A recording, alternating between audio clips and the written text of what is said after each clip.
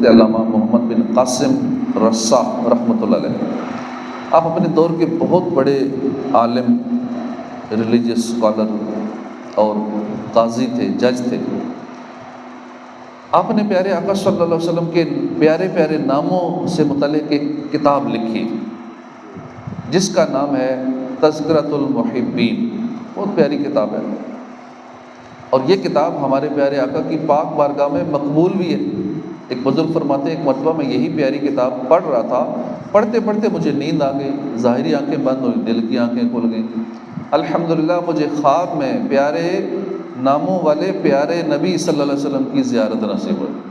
آپ ایک جگہ تشریف فرماتے، صحابہ ارد گرد حلقے بنائے بیٹھے ہوئے تھے۔ الحمدللہ میں نے آپ کے قدموں کو چوما، آپ نے مجھے اپنی اس مبارک مجلس میں بٹھایا، مجھ سے تلاوت بھی سنی۔ یہی کتاب یعنی تذکرۃ المحبین جو میرے ہاتھ میں تھی، اس کی بھی کئی صفحات سنے۔ پھر آپ صلی اللہ علیہ وسلم اٹھ کر تشریف لے گئے۔ جب میں نیند سے جاگا تو خوشی کے مارے آنکھوں سے آنسو جاری تھے۔ کیسی خوش نصیبی کی بات ہے، اللہ پاک ہمیں بھی خواب میں دیدار مصطفیٰ کی سعادت نصیب فرمائے۔ تو اس پیاری اور بارگاہ رسالت کی مقبول کتاب کے صفحہ 52 پر علامہ محمد بن قاسم رسا رحمۃ اللہ علیہ لکھتے ہیں، بنی اسرائیل میں ایک شخص تھا، بہت ہی گناہ گار تھا، نیکی کی جانب تو کبھی بڑھتا ہی نہیں تھا، بس دن رات گناہوں میں گزارتا چلا جاتا، عمر ساری گناہوں میں گزری۔ آخر ایک دن اس کا وقت آخر آ گیا، حضرت ملک الموت علیہ السلام تشریف لائے، روح قبض ہوئی۔ یہ بندہ گناہ گار موت کے رستے قبر کی سیڑھی اتر گیا۔ مرنے کے بعد کسی نے اسے خواب میں بہت اچھی حالت میں دیکھا، حیرانی سے پوچھا کہ یہ حسن و جمال، یہ زیب و زینت، یہ بلند مقام تمہیں کیسے مل گیا؟ تم تو بڑے گناہ گار تھے۔ کہا ہاں واقعی میں گناہ گار تھا۔ ایک دن میں نے تورات کھولی اور اس میں اللہ کے محبوب نبی محمد بن عبداللہ صلی اللہ علیہ وسلم کا نام پاک، آپ کے پیارے پیارے اوصاف دیکھے تو غلبہ محبت سے میں نے آپ کا نام چوم لیا اور سر پر رکھ لیا۔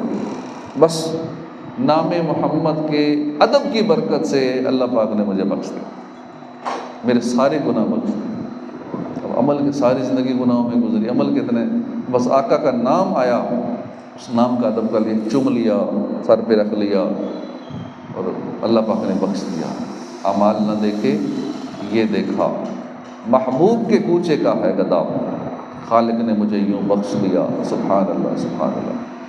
تو پیارے نبی صلی اللہ علیہ وسلم مشکل کشا بھی ہیں، حاجت روا بھی ہیں، دافع بلا بھی ہیں، یہ تو آپ کی شانیں ہیں۔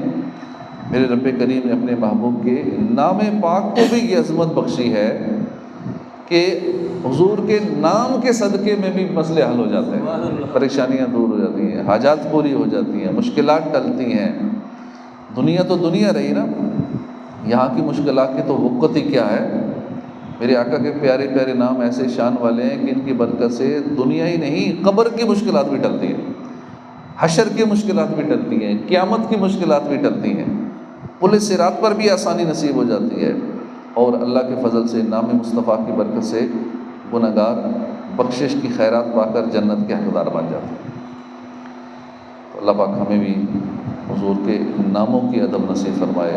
ہمارے آقا صلی اللہ علیہ وسلم بہت بلند شان والے ہیں، اور آپ کے شان اور جو آپ کے کمالات ہیں، اوصاف ہیں، اس کو ہم گن نہیں سکتے۔ زندگیاں ختم ہوئیں اور قلم ٹوٹ گئے، تیرے اوصاف کا ایک باب بھی پورا نہ ہوا۔